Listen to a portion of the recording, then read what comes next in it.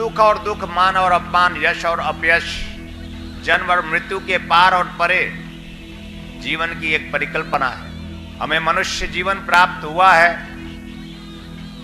तो मनुष्य ही यह चिंतन करे कि उसके जीवन की सिद्धि, सफलता, श्रेष्ठता और सर्वोच्चता किस बात में है। मानव जीवन का हेतु क्या है, यह जन्म उसे क्यों प्राप्त हुआ है। दुखी होकर जन्म मृत्यु के काल चक्र में फंसकर समाप्त होने के लिए, पशुओं की भांति संसार सागर में भटकते हुए अंततः शमशान में जाकर सो जाने के लिए, या उस प्राणस चेतना के लिए जिससे मनुष्य जाना जाता है। मानव जीवन की उपादेयता सिर्फ तन नहीं, देह नहीं। मानव जीवन की सिद्धि और सफलता सिर्फ मन के साथ जीवन जीने में नहीं है। अगर हम तन और मन में जीवन जीते रहेंगे और तन मन को ही जानते और समझते रहेंगे, तन मन को ही ध्येय रखकर ही जीवन समझेंगे, तो हम सुखी और दुखी होते रहेंगे। हम मान में और अपमान में जीवन जीते रहेंगे। अगर आपको कहीं मान मिलेगा तो कहीं अपमान भी मिलेगा। अगर आपको कहीं सुख मिलेगा तो कहीं दुख भी मिलेगा। अगर आपको कहीं यश मिलेगा तो आपको अपयश भी मिलेगा। और आपका जन्म हुआ है इस लाभ हानि, यश अपयश, सुख और दुख के जीवन को जीते हुए अंततः आप जन्म प्राप्त हुआ है, मृत्यु को उपलब्ध हो जाएंगे। मृत्यु जीवन का ध्रुव सत्य है। महाभारत में इसे अत्यंत कल्याणकारी और मंगलकारी कहा। लेकिन एक सामान्य जीव मृत्यु से बहुत भयभीत है। सामान्य जीव जो कौन है? जो सिर्फ शरीर को ही जीवन समझता है, जो इसके सिवा देखा नहीं है। इसके नीचे क्या है? जो सिर्फ मन को ही जीवन समझता है, वो सामान्य जीवन, यानी तन और मन का जीवन सामान्य जीवन, पशुवत जीवन है। और पूरी मनुष्यता सिर्फ तन और मन के लिए जी रही है। फिर पूरी मनुष्यता दुखी भी है, चिंतित है, परेशान है, रोगग्रस्त, तनावग्रस्त।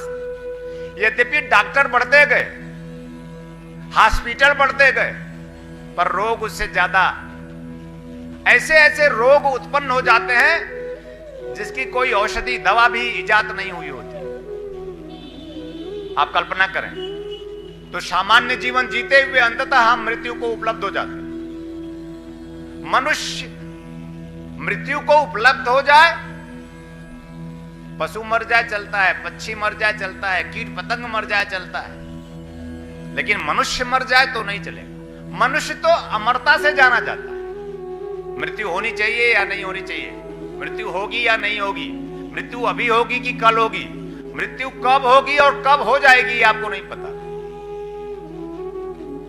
अगर आपको यह जानना है जीवन का यह रहस्य, मृत्यु को जान लेना है और मृत्यु को जानना पड़ेगा।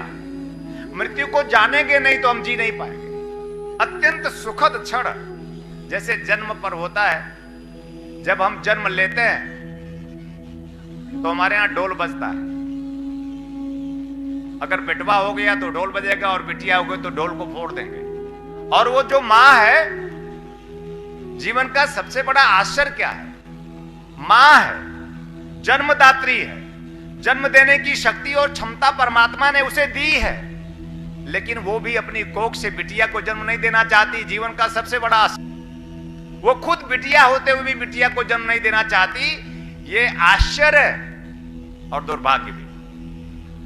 हमारे पास लोग आते हैं, कहते हैं गुरुदेव पुत्र चाहिए। कोई आज तक मेरे पास 20-22 सालों में नहीं आया जिसने ये कहा हो कि गुरुदेव मुझे एक पुत्री चाहिए। 20-22 सालों में हमारे पास मांगने वाले आए तो उन्होंने एक बात कहा कि गुरुदेव पुत्र चाहिए, और मैंने उन्हें पुत्र दिया। पर दुखी हूं मैं। पुत्र प्राप्त हुआ, उन्हें सुखी हूं, पर दुखी हूं कि किसी ने पुत्री नहीं मांगा, जबकि वो स्वयं पुत्री है, जन्मदात्री है, मां है, ममता से पूर्ण है, लेकिन उसकी ममता पुत्र में है। जीवन की यही माया है प्रिय, और जब तक माया है तब तक भेद रहेगा। माया क्या है? पुत्र और पुत्री में भेद माया है। जब तक माया है तब तक भेद है। एक पिता के 4 पुत्र हैं तो चारों में भेद है। पिता के मन में भेद है, माता के मन में भेद है, तो माया है। माया जनित यह जीव दुखी होता है। देखो, सुख और दुख का कोई और कारण नहीं, जन्म और मृत्यु का कोई और कारण नहीं प्रिय,